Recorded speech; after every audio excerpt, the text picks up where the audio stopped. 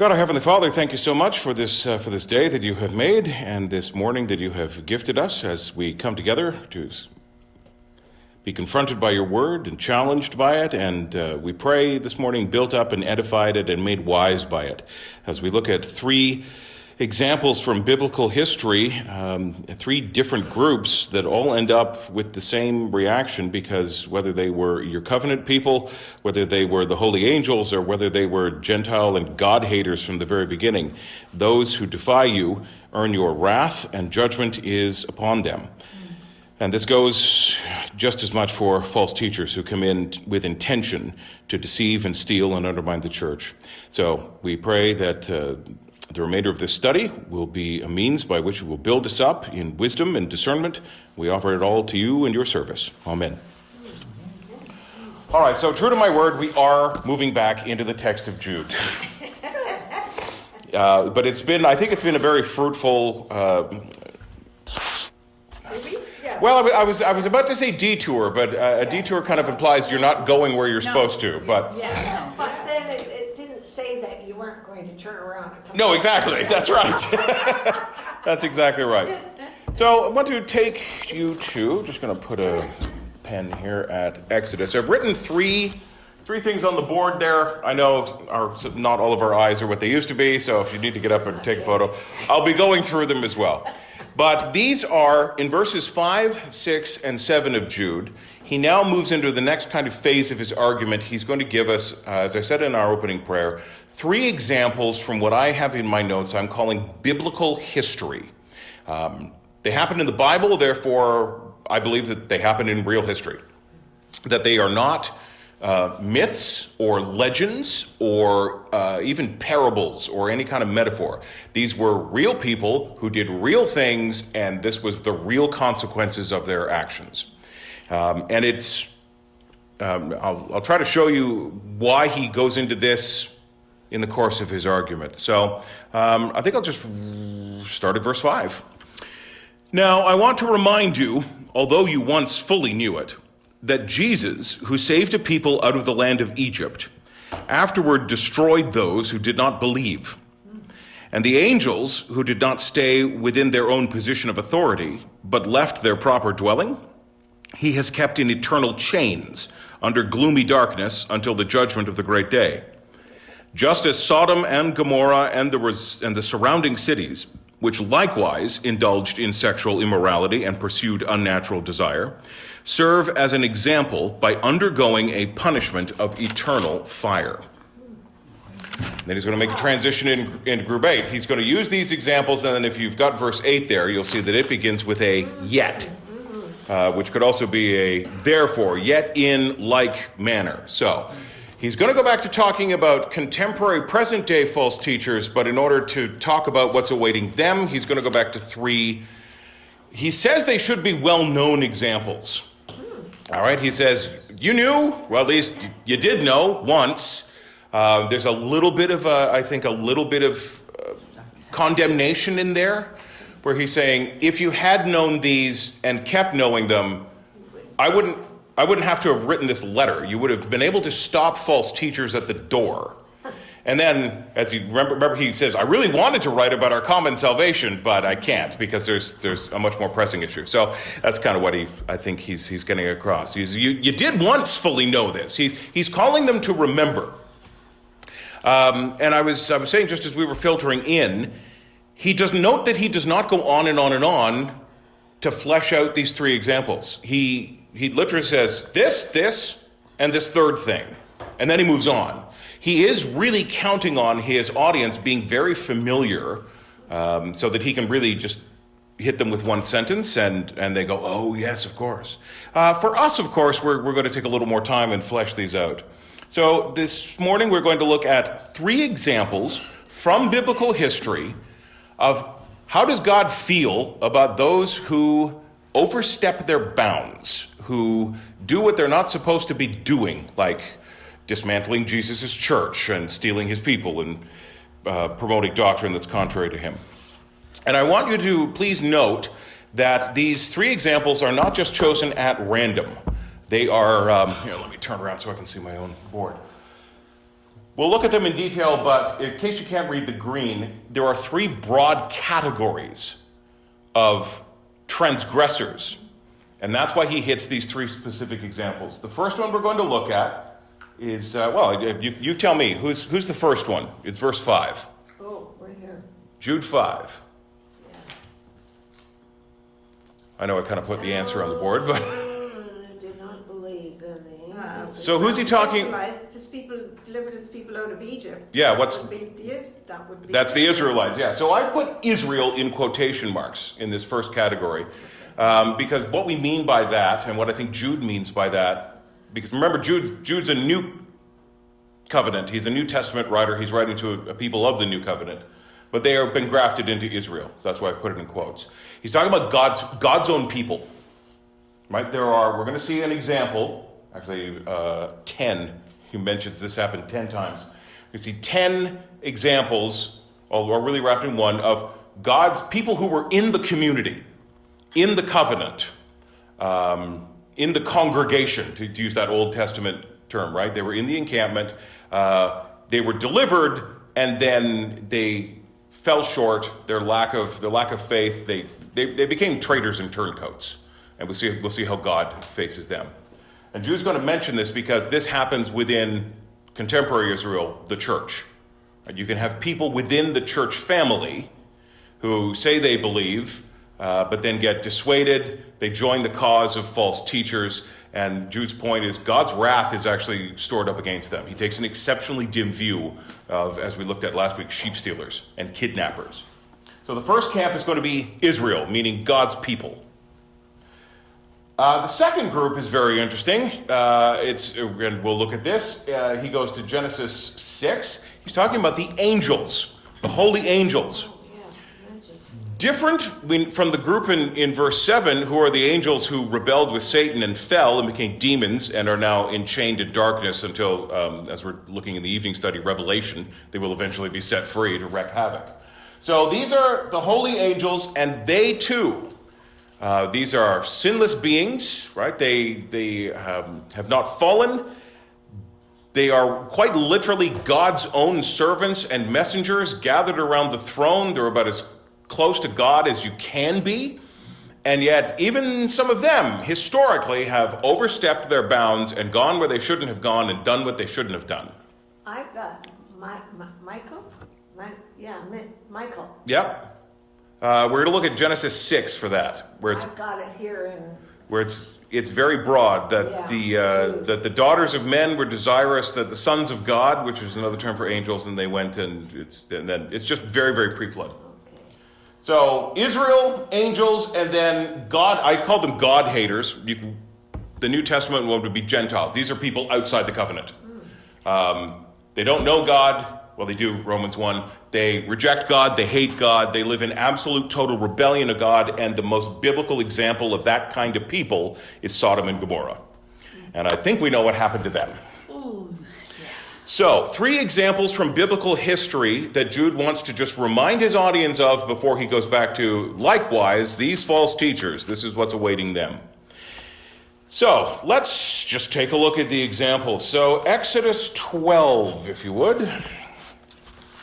Fortunately, as I was saying, they are all front-loaded we're all in Exodus and Genesis, and there is a summary in Numbers as well. Deuteronomy as well, because it repeats the law. So the first passage I'll draw you to is Exodus 12, around verse 51, towards the right at the very end, the very last verse. So this is the institution of the Passover, and they are told that this is for God's people. Yes, at verse 43, no foreigner shall eat of it, but every slave that is bought for money may eat of it after you have circumcised him. This is something specifically for God's people, the community of God's people. Even if they were outsiders and now have been brought in, they are now part of the community. They're strangers and foreigners no more. And at verse 51, so actually verse 50, because it starts the little paragraph there. All the people of Israel did just as the Lord commanded Moses and Aaron. And on that very day, the Lord brought the people of Israel out of the land of Egypt by their hosts. Right? God delivers people. And we know the story of the 10 plagues. This is the 10th and final plague. Death sweeps through, but they've painted their door frame, and so death literally passes them over. Juliet? Yeah. Sorry, what was the last word on the verse? Hosts. Hosts? Yes. Oh, mine Lord- says divisions. Oh, okay, yeah. It's their family groups. Remember, in the earlier instructions, he says, everybody get your families together. Okay, Yeah. okay. So they're all brought out in their family groups, and they leave. Now, the reason I went to this verse in particular is because Jude says that Jesus led them out. Oh, Right? Go back to Jude 5. Who leads them, according to Jude, who leads the Israelites out of Egypt? It's super fascinating.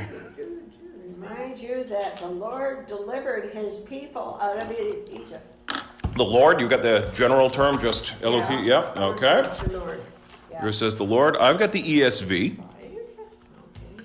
That Jesus in the ESV. And so, okay, let's go to the Greek New Testament. So I'm going to go, you've got Jesus? I'm not Greek, though. That's okay. So I'm going to go Jude 5, and I'm going to type in interlinear, and this will take me to an online Bible where I can look at it in Greek with an English translation. It's a really handy tool.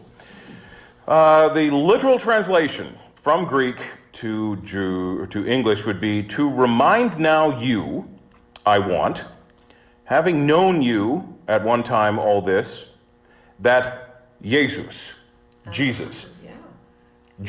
led, what? Jesus led the Israelites out of Egypt? Very interesting. Okay, put a pin in that and turn a couple of books over to Deuteronomy 4. Numbers, Exodus, Leviticus, Deuteronomy 4, right? They're on the precipice of the land. The law is being read again. It's quite literally what the name of this book means. Nomos is the law, and the first part, due, is second. So it's quite literally the second reading of the law. At Deuteronomy 4. 4 and what? Well, I'm thinking 4. 34, but maybe I'll start around 32. For ask now of the days that are past, which were before you, since the day that God created man on earth, and we ask from one end of heaven to the other, whether such a great thing has ever happened or was ever heard of. Did any people ever hear the voice of a God speaking out of the midst of the fire as you have heard and still live? Or has any God ever attempted to go and take a nation for himself from the midst of another nation by trials, signs, by wonders, and by war, by a mighty hand and an outstretched arm, and by great deeds of terror, that'd be the 10 plagues, all of which the Lord your God did for you in Egypt before your eyes? Jude says it's Jesus. I've got one more over here.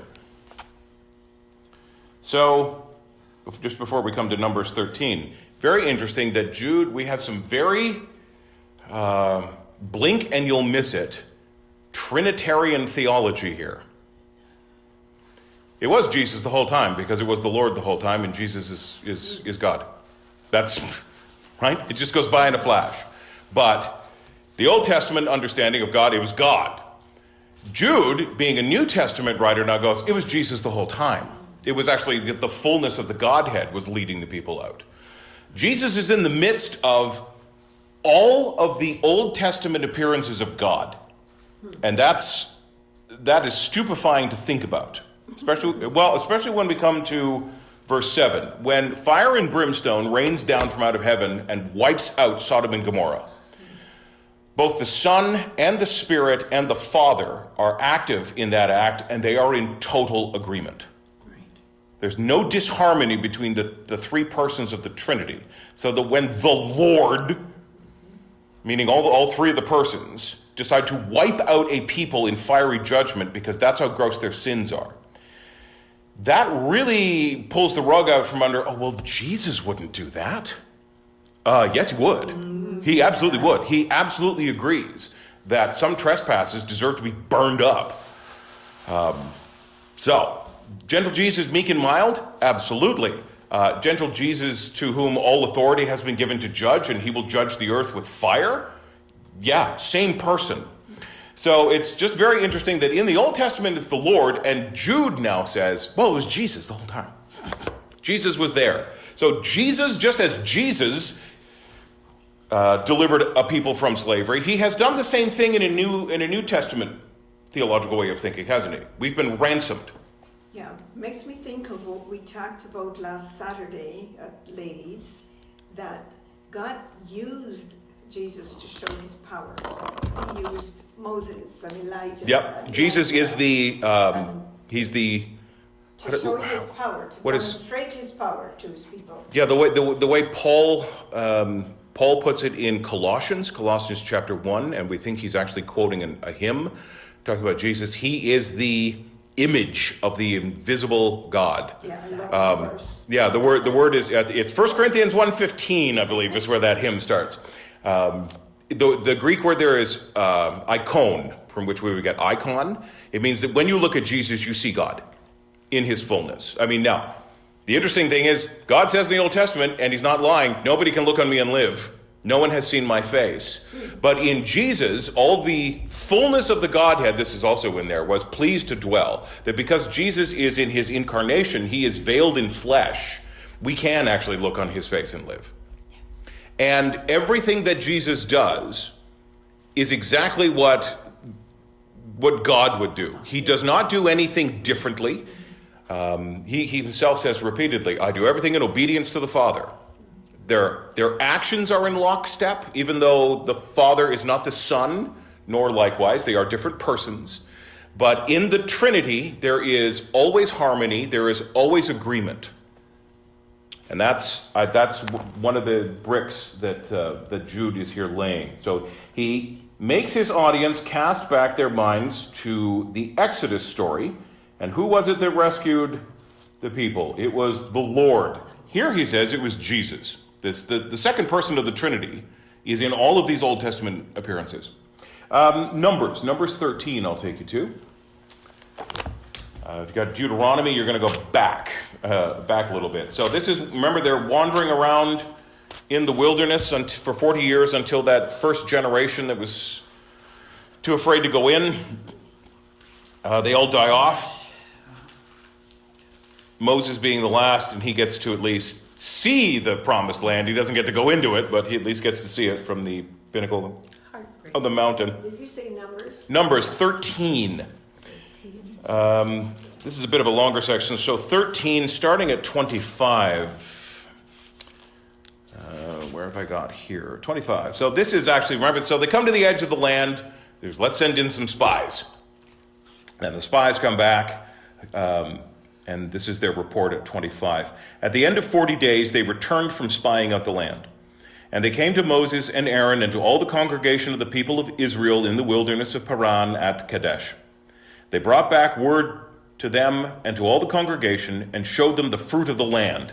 And they told them, we came to the land to which you sent us. It flows with milk and honey, and this is its fruit. However, the people who dwell, there's a bit of a problem, one hiccup. However, the people who dwell in the land are strong, and their cities are fortified and very large. And besides, we saw the descendants of Anak there, and the Amalekites dwell in the land of Negeb. The Hittites and the Jebusites and the Amorites dwell in the hill country, and the Canaanites dwell by the sea and along the Jordan. There is a lot of very hostile, very well-armed, well-encamped people in there. It's a worrisome problem. But Caleb quieted the people before Moses and said, now he doesn't say, look, he never once just glosses, just let me say this. They never once say, this isn't going to be a problem. But he does say, there's no problem that cannot be beaten if the Lord is on our side. Amen. Right? Mm-hmm. So Caleb quieted the people before Moses and said, forget all that. Let us go up at once and occupy it, for we are well able to overcome it. And the men who had gone up with him said, "We are not able to go up against the people, for they are stronger than we are." So they brought to the people of Israel a bad report of the land that they had spied out, saying, "The land through which we have gone to spy out is a land that devours its inhabitants, and all the people that we saw in it are great in height. There we saw the Nephilim." Keep a note of that, because we're going to go back to the Nephilim in a little bit. We saw the Nephilim, the sons of Anak, who come from the Nephilim. This is Genesis 6, the giants, the men of renown that are half angel, half mortal. And we seem to ourselves like grasshoppers, and so we seem to them. There's no way. They come back and they go, "There's no way we can beat these people. It's full of giants." Into chapter 14. Then all the congregation raised a loud cry, and the people wept that night, and all the people of Israel grumbled against Moses and Aaron. The whole congregation said to them, "Would that we had died in the land of Egypt, or would that we had died in this wilderness. Why is the Lord bringing us into this land to fall by the sword? Our wives and our little ones will become a prey. Would it not be better for us to go back to Egypt?" And they said to one another, "Let us choose a leader and go back to Egypt." So, with that in mind, let me read you again Jude verse 5 rather. "I want to remind you, although you once fully knew it, that Jesus, who saved a people out of the land of Egypt, afterward destroyed those who did not believe." Okay, so here at Numbers 13:25 to 14:4 is the people not believing. Except for Caleb and Jacob, who are like, "No, we can totally do it." Joshua, rather, yeah, sorry. There is no, the Lord is with us. He has promised us. His promises are true. He is more powerful than whatever is lurking for us in there. Right? It will be fine. So, one more. The next chapter in Numbers. Hopefully, you're still there. Numbers 14. There is a summary that is noteworthy in there. So chapter 13, that's the people actually, they've been delivered, they're on the edge of the promised land, and now they're complaining, they're grumbling. In fact, you heard them, they're talking about it would be better if we went back. This would be akin to a Christian hearing the gospel truth and coming right up to the edge of salvation and then going, "You know what, these are the people in John 6, at the end of John 6, where Jesus starts delivering hard truths about what it is to follow him and be a member of the kingdom. And they're like, "No, we were just here for the bread, thanks." You're talking about very hard things, right? And at John 6:66, which is how I always remember I always remember that chapter and verse about the numbering. Many of the disciples turned away. This is too much. We've come this far, we can't go any further. Some faithful disciples stay.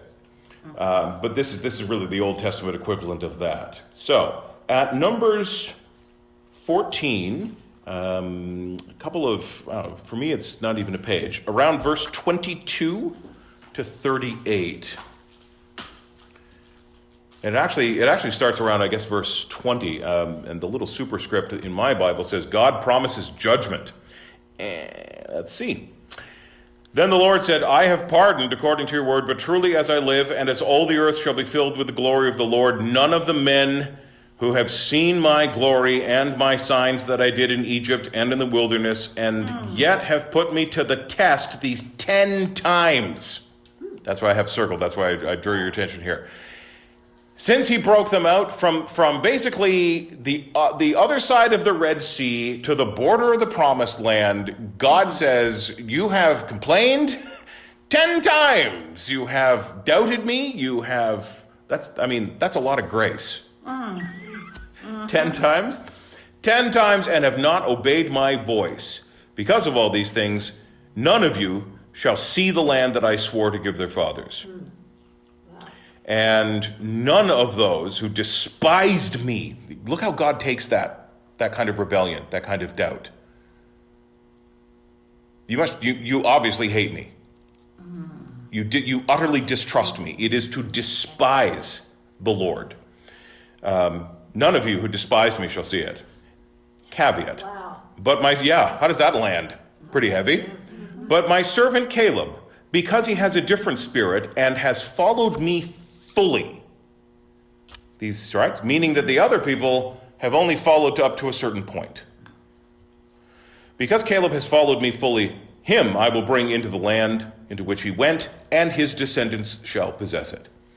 Now, since the Amalekites and the Canaanites dwell in the valleys, I mean, even God says, yes, there are a hostile, very strong people there, but no matter. Because of them, turn tomorrow and set out for the wilderness by way of the Red Sea. Fine, you want to turn around and go back? We'll turn around and go back. I mean, it is a judgment of God. This is very Romans, the latter half of Romans 1, right? 18 and on. God turns a people over. It's a kind of his judgment where he says, oh, you want this? Right? You want no prayer in schools? Right? Okay, fine. Here's what happens when you take me out of certain public spaces. Here, you want to live in sexual immorality? All right, here you go. And you can see in Romans in particular, you can find out for yourselves how far down that goes. So here he says, you want to turn back? We'll turn back. We'll turn back, and you'll all die here, and then I'll take your children. I'll start again with a new generation. Whew. I'm going to keep going to the end of 38. So the Lord spoke to Moses and Aaron, saying, how long shall this wicked congregation grumble against me? I have heard the grumblings of the people of Israel, which they grumble against me. Say to them, as I live, declares the Lord, what you have said in my hearing I will do to you. Your dead bodies shall fall in this wilderness. And all of your number listed in the census from 20 years old and upward, who have grumbled against me, not one shall come into the land where I swore I would make you dwell, except Caleb, the son of Jephunneh, and Joshua, the son of Nun. But your little ones, right, God is there's still mercy. Yeah. Even in God, he doesn't just write. Something though, that. Absolutely. When you think of that, say it's happening now. Yep. It's dreadful. It is dreadful, right? God's wrath is a dreadful thing. This is what we've been talking about for weeks now, right? God's wrath is a dreadful thing. Fly from it. And yet in his mercy, God is saying, I'm not just going to wipe out your entire lineages. My chosen people will not just be Caleb and Joshua and their descendants. Your little ones, I will take care of. I will protect them. I will show mercy and grace. However, everybody 20 and up, they are not going to see it. Verse 31, but your little ones who you said would become a prey, right? You even doubted that I could protect them. Instead, I will bring in, and they shall know the land you have rejected. But as for you, your dead body shall fall in this wilderness, and your children shall be shepherds in the wilderness 40 years, and shall suffer for your faithlessness until the last of your dead bodies lies in the wilderness. According to the number of the days in which you spied out the land, 40 days, the sentence is therefore a year for each day. You shall bear your iniquity 40 years, and you shall know my displeasure. Verse 35, I, the Lord, have spoken. So, why does Jude bring this up in a letter warning about false teachers and those who hitch their wagons to false teachers? Why does Jude go here for a first example? What's the New Testament connection? I mean, you're absolutely right. This is what happens to these people. So go back to Jude 5. It just goes right back to the beginning. Yep. Of God's chosen. So what happens to those in community that are ultimately unbelieving, disbelieving, who, just again and again, 10 times is a lot. What happens to people who just sin and sin and sin and abuse grace and distrust the Lord? What happens to the people who ultimately turn? God died. They die. Yeah. They die. So this is going, yeah. Yeah. Right? In here, their bodies litter the wilderness. Oh, you want to go back into that? Okay. You'll die out there. So, flash forward to Jude, right? He wants to remind us, this is the first example he goes to. Just let me read it again. It was Jesus. Jesus led the Israelites out, and therefore Jesus is in this pronouncement that your bodies will fall in the wilderness. Jesus is there in the triune Godhead And note that there's no, wait, Dad, are we sure, excuse me, Father, is this what we really want to do? There's no disagreement in the pronouncement of this sentence, nor from the Holy Spirit, by the way. The Holy Spirit is also, yeah, they'll die. It's about traitors. Wow. Right? It's treasonous. God calls it out. He says, you have slandered me. This is treason. And the punishment for treason, well, the punishment for treason is really fine. Here, you said you wanted this, I will give you this.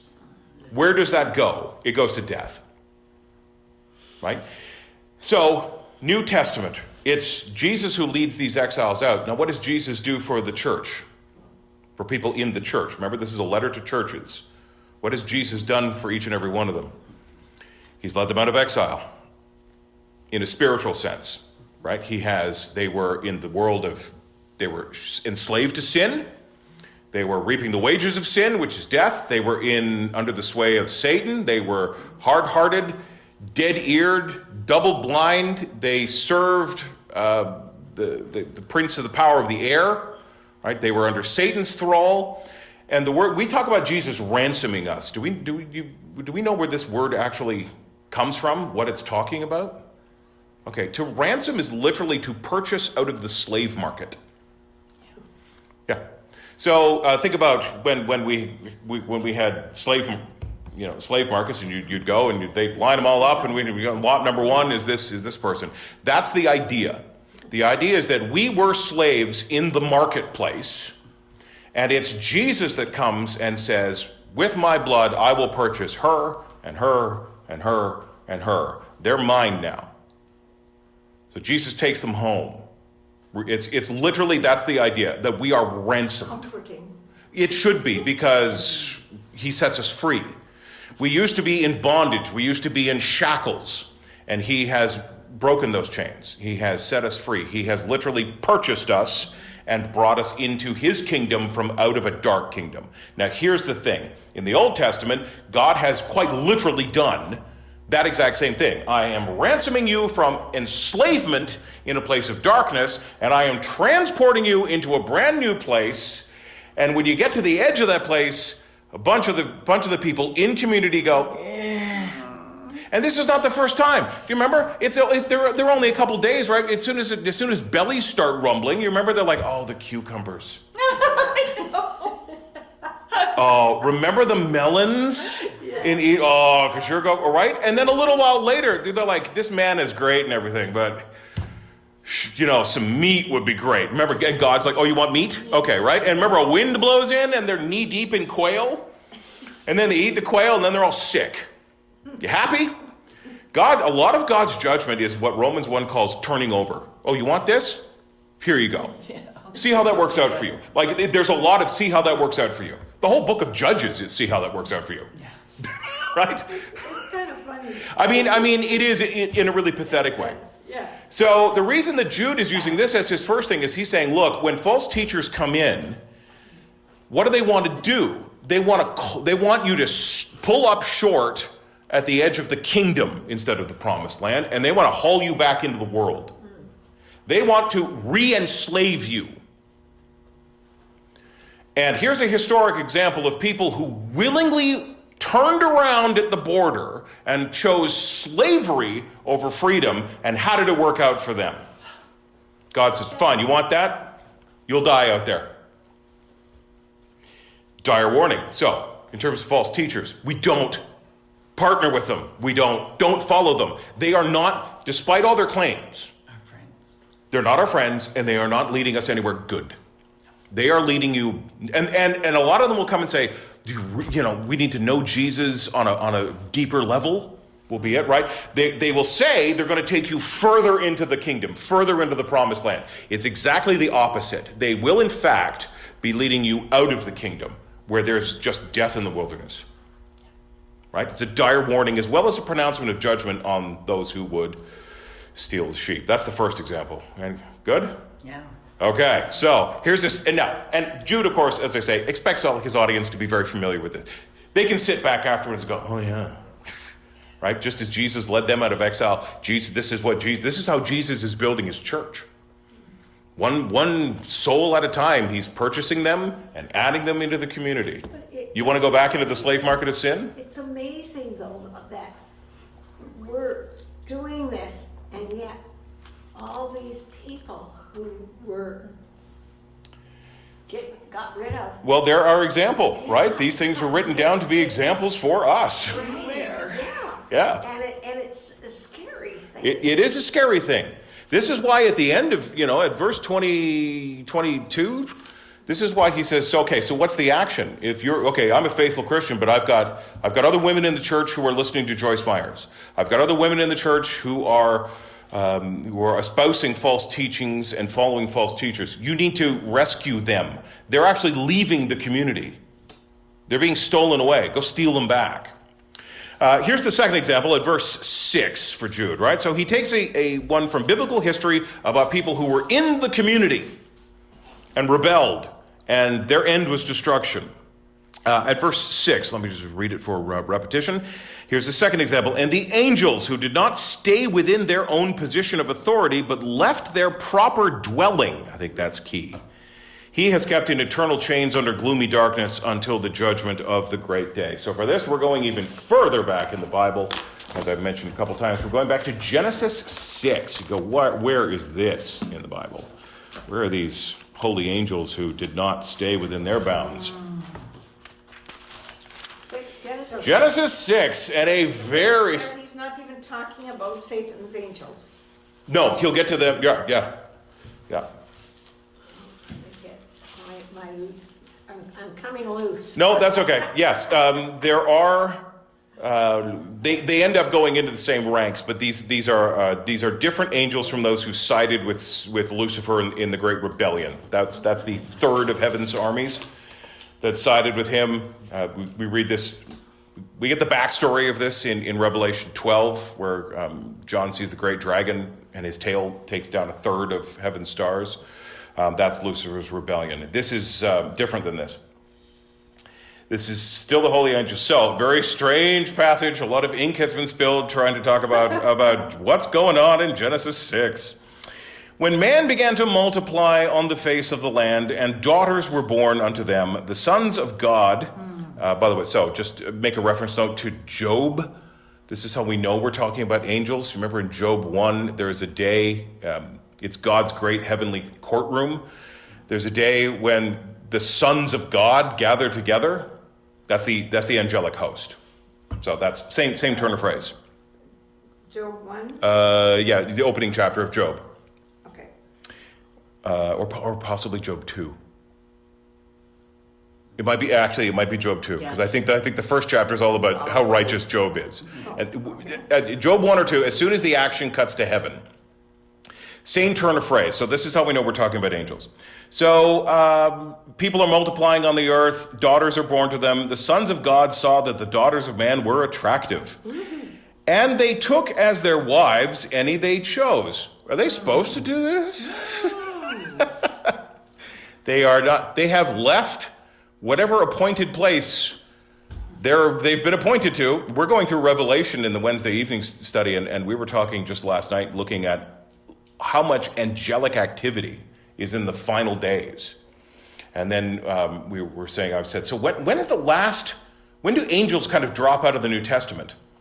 And I think it's early in Acts. I cannot think, John and Peter, or at least Peter, I think it happens twice. John and Peter get arrested and an angel breaks them out of jail. And then later on, Peter gets arrested by his lonesome and an angel breaks him out of jail. And I think that's it. There's angels present to announce Christ's birth. There's angels that take care of him in, say, Luke 4. There's angels that are there at the tomb.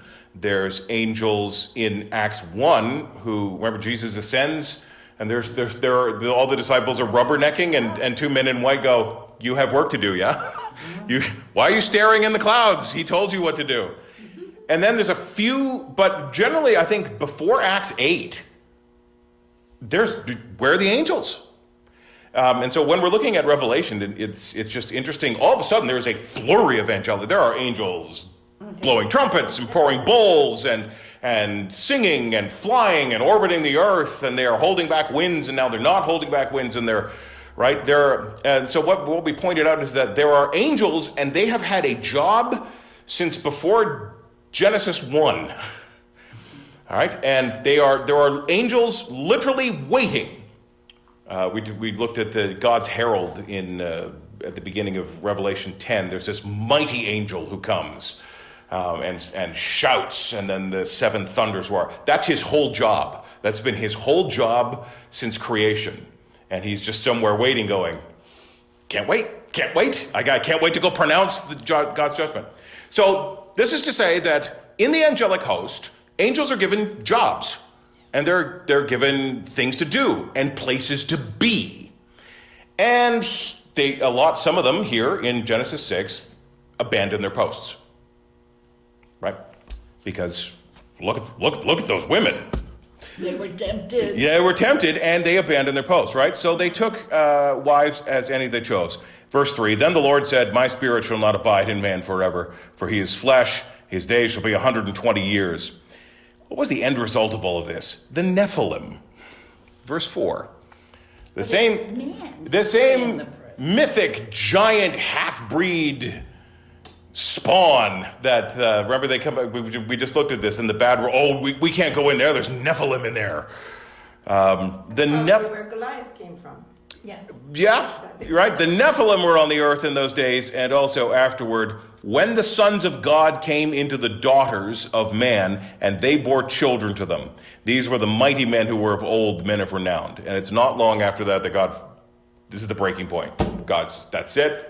We can't have this. And floods the earth.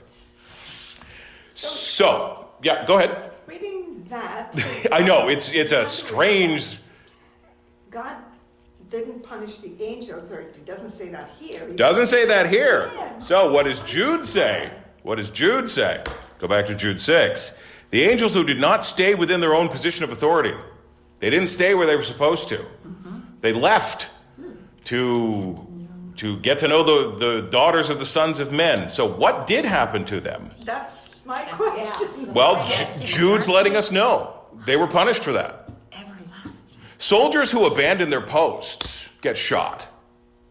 That's dereliction of duty. Or maybe they go into in this case, they'll go into the stockades. Right? So although Genesis 6 doesn't say so, by the way, make a note, there are one of the things that sets Jude apart, makes it very interesting and very special and a little challenging, is that Jude does this a couple of times. He will give us, and now it's scripture, so we believe it's true. If you turn over your page, he will actually talk about where's Moses, where Satan and the archangel. This is Michael. Yeah, down. Okay, so at Jude 9, flash forward a couple of verses. When the archangel Michael, contending with the devil, was disputing about the body of Moses. What? I'm sorry, do you remember in your Sunday school lessons when that happened? No, you don't. Because the story of Moses ends with Moses being shown the Holy Land, and then what happens? He dies in the wilderness. And does anyone know where Moses is buried? They have no clue where he's buried. And yet, Jude is letting us know, by the way, he saw the land and then he died, and then Satan came to claim his body, and the archangel Michael actually had to contend over the corpse. Really? So, we'll get to that, but here's something else. So it doesn't specifically appear in the Genesis account. So what happened to those angels that gave birth to the Nephilim through the daughters of the sons of men? They were sentenced for it. They paid for it because they abandoned their posts. Or as Jude puts it over here, they did not stay within their own position of authority. You had a job to do. You had maybe even a country or a people or something to watch over, as angels do, and you left. Right? There's a common theme. What happened to the Israelites who were on their way into the promised land? They turned around and left. Likewise, there were angels who didn't stay where they were planted, where God put them. They left because they saw something that they thought was better. So then would they have joined the ranks of... Yeah, they're in hell now. They're in the fire prepared for the angels. Isn't that The devil and his angels. Yeah. Who also rebelled. Right? These he kept in darkness, bound for everlasting chains. Yeah. How does God feel about rebellion? Wow. I mean, you want to boil it down theologically, all of sin is rebellion against God. How does he feel about that? You'll die out there. The wages of sin is death. You will, if you choose, I would much rather live in the wilderness of sin. Okay, you will die out there, and you won't enter my land. Right? However, just you. If there's another generation, I'll give them a shot at it too. Which happens, right? Yeah. Right? The children of unbelievers can come to Christ and be saved. The Lord in his mercy does not write off. Right? No generation answers for the sins of their fathers. So, 2 examples of God's, let's say, people, in a very broad term, who left him because they thought they saw something sweeter. Yeah? You had a question? No, it's fine if you do. Yeah. I know it's a lot, and it's dire warnings. So, I got a couple of minutes left. I want to get to the 3rd example. Now, this one, we would go, oh, well, yes, of course. These people were just asking for it. Verse 7, just as Sodom and Gomorrah and the surrounding cities, which likewise, so it wasn't, Sodom and Gomorrah were the main, there were other cities, the cities on the plain, and they were doing the exact same thing. They likewise indulged in sexual immorality and pursued unnatural desire. These 2, in other words, serve as an example by undergoing a punishment of eternal fire. All of these 3 categories undergo a punishment of eternal fire. So you were like, where are those angels? Yeah. They didn't side with Satan, but they launched their own kind of rebellion, and they have paid for it now. So, let's go to Genesis. Back to Genesis. Answers in Genesis. This is Genesis 18, thereabouts, which is the Genesis 38. Yeah, I know we're going way back. 19 up there. Oh, have I got 19? Oh, yeah, that's right. I think the story actually starts in 18, where they come into Lot. 18 is Yeah. on the back. So yeah, 18 is where the Lord announces what he's going to do. And then 19 is where the angels actually come in. By the way, make a note of 2 Peter 2:4. I'll try to get there because 2 Peter and Jude actually share a lot of text in common. It's also one of the issues that made Jude one of the last books of the New Testament to be fully recognized by the church. Because it sure looks like somebody copied somebody's homework. So there was argument, who came first? I would land on the side that Peter comes first. Peter wrote first. There's some very subtle shifts in language. They're both talking about false teachers and how to react to them. Peter says they're coming. Jude says they're here. So it seems that Jude is using a lot of Peter and basically reaffirming Peter. So. Okay, so 2 Peter what? Oh, that's 2 Peter 2:4. 2. It's just another verse to keep in mind. Okay. Remind me again, was Jude one of Jesus' brothers? He was one of his half-brothers because he introduces himself in this letter as the brother of James, and the best James that we know of is the guy who wrote the book of James, James the Just, who was the head of the Church of Jerusalem, who opens his book by identifying himself as James, the brother of Jesus. Okay. So, Genesis 19 is where all this happens. Let's just go to verses 4 and 5. So, this is a city of absolute rank sin, specifically sexual perversity. 2 angels come, they meet Lot. Lot says, oh, don't stay in the city square. That's the last thing you want to do in this place. You will wake up, it's not good. So he invites them home. He shows them hospitality by making them a feast and bakes unleavened bread, and they ate. Verse 4, then it's nighttime. Before they lay down, the men of the city, the men of Sodom, both young and old, all the people to the last man, surrounded the house and called to Lot, where are the men who came to you tonight? Bring them out to us that we may know them. And that's the King James Old Testament way of know. They want to know them intimately, forcefully. Yes, they want to rape them. The men of Sodom want to rape angels. Hence the name. Not to put too fine a point on it. It's so disgusting. It is disgusting. It is. The sin of these cities reaches heaven, God says in the previous chapter, and therefore I am going to wipe it out. It's so offensive. It's also unrepentant.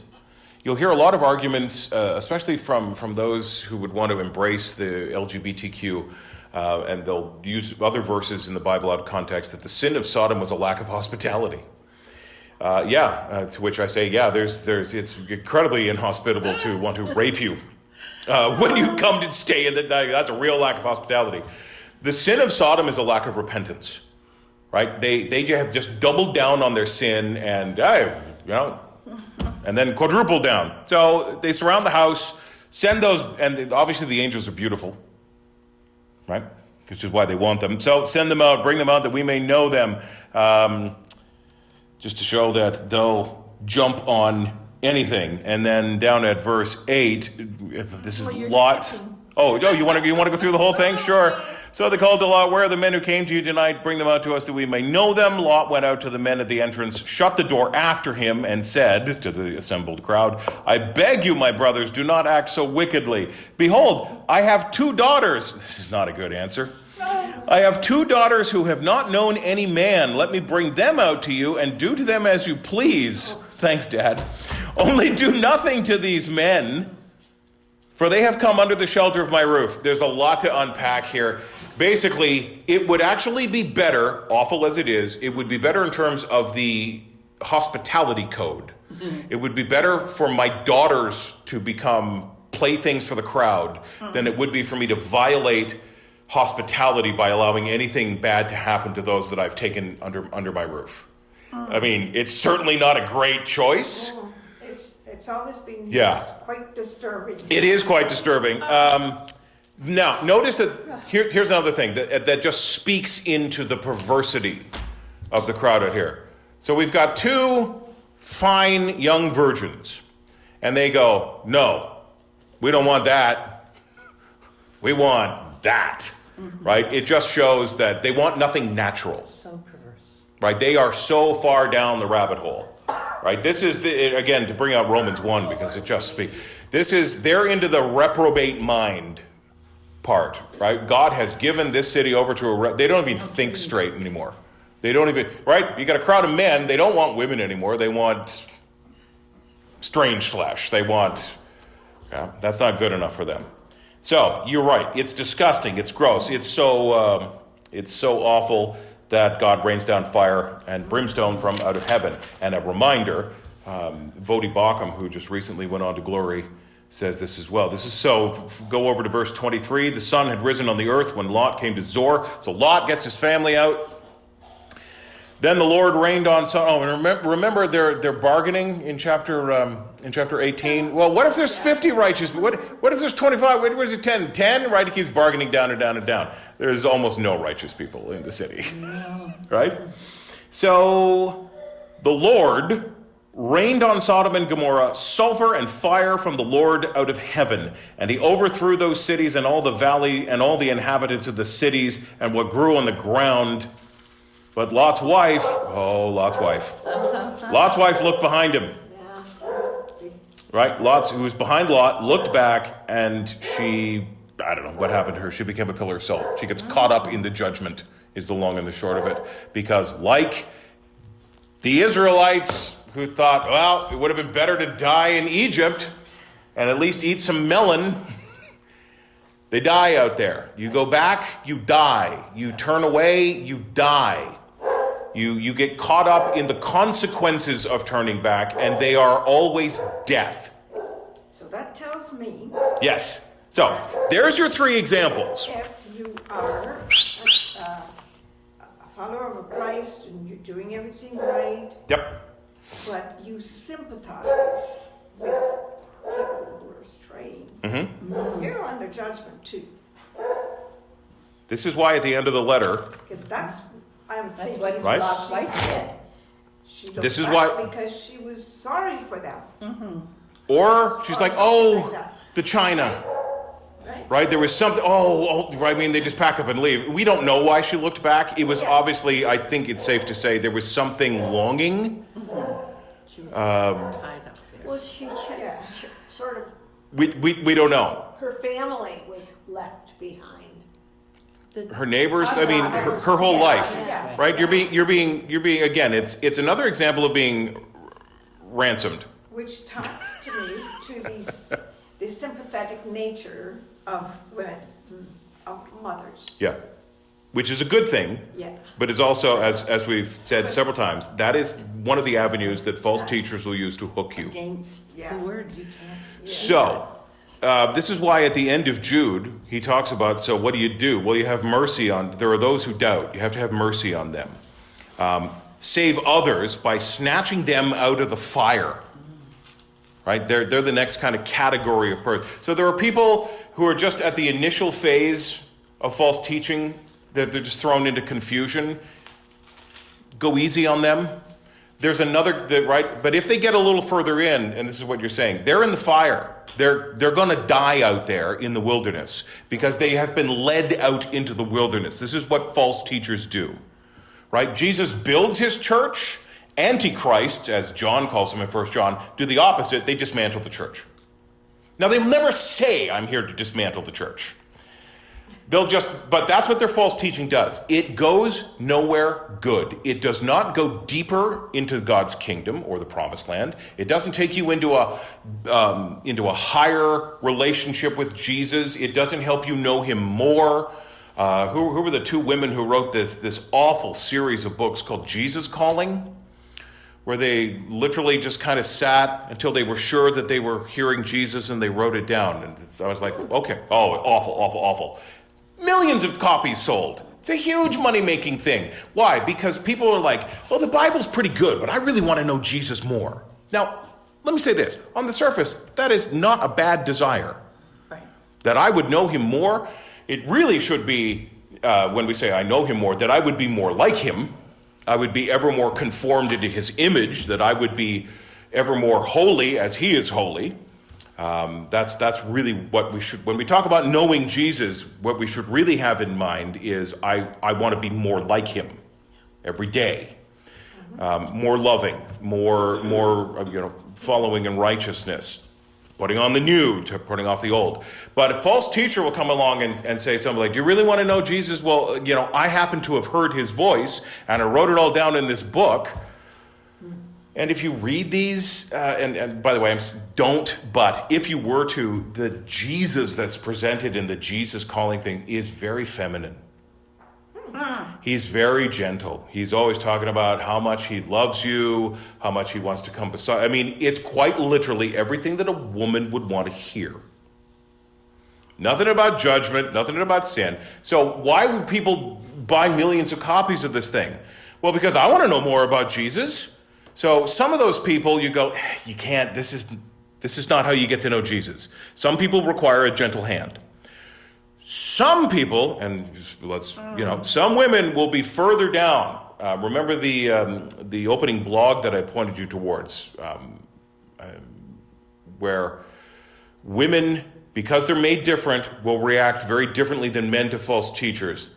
Men in that blog, that woman said, men will follow a false teacher, women will worship them. So when we talk about plucking brands from the fire, yeah, absolutely. Because now the false teachers are apostate. They are under, I'll divert your attention back up to, I haven't got my glasses on, verse 4, right? The false teachers who have crept in unnoticed long ago were designated for this condemnation. They are under condemnation. False teachers aren't saved. They're not Christians. They may call themselves that and dress like us and talk like us and use the same language as us, but they're not. They're sheep stealers. They are ungodly people. So they're destined for the fire. And so what you're saying is absolutely correct. If you hitch your wagon to them and go where you're going to go where they're going, and where are they going? They're going into the fire. They're going into judgment. They are going into the wilderness where there's nothing but death. They won't sell you that, because if they told you that, if they were honest, you wouldn't join them. Instead, they'll say, I'm going to take you deeper into the kingdom. I'm going to take you into a deeper relationship with Jesus, and here's how we're going to do it. Send $19.95 for my 5 CD set, and my right, or tickets to my conference at $250 a pop, or whatever it is. They're going to sell you, because the false teachers are all about money. And they will say that it's going to lead you into the promised land. It's going to lead you deeper into the kingdom. It goes anywhere but.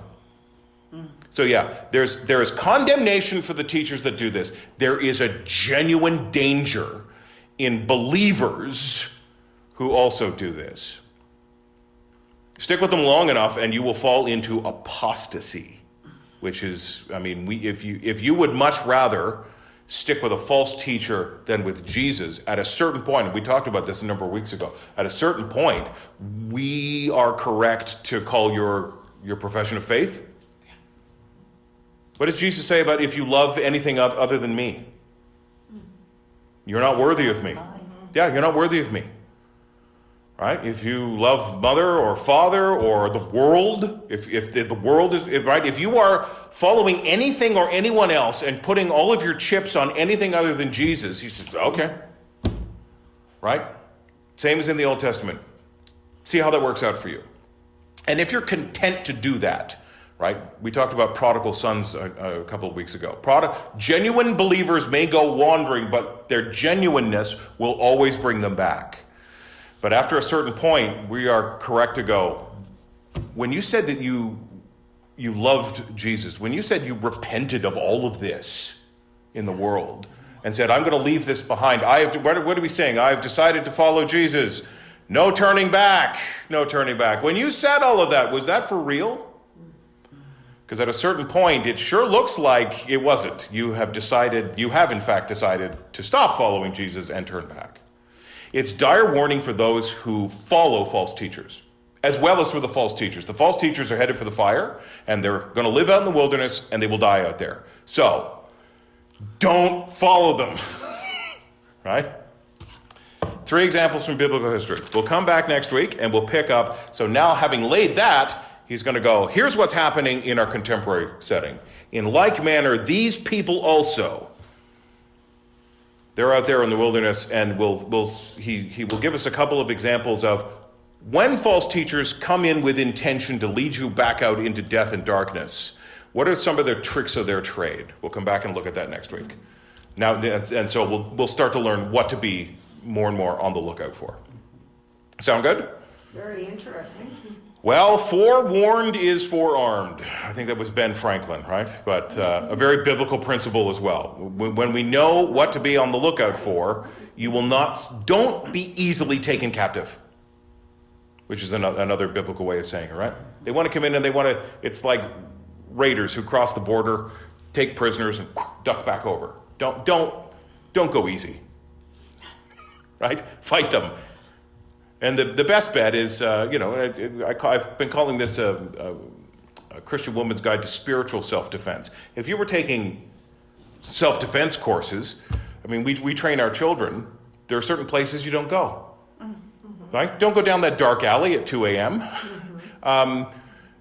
Young ladies, have somebody walk you home or escort you to your car. One trick I always hear is, if you're closing up the store or whatever, get your keys in your hand. Don't fumble in your purse for them at your door, because then you're giving somebody precious seconds to do something, right? Snatch you away. Get your keys and you're like, unlock your car so that you just go, open your door, close it, right? Stuff like that. Be smart. With our little kids, we call it street smarts. Well, this is biblical street smarts. And honestly, one of the best things, the best way to avoid false teachers is don't go where they're going. Don't go down particular alleys. Don't make a target. Don't make yourself easy prey. So the way to not be easy prey is to identify their tricks, because they don't have any new tricks. They're always it's the same bag of tricks in every generation. So we'll come back and we'll pick this up at verse 8.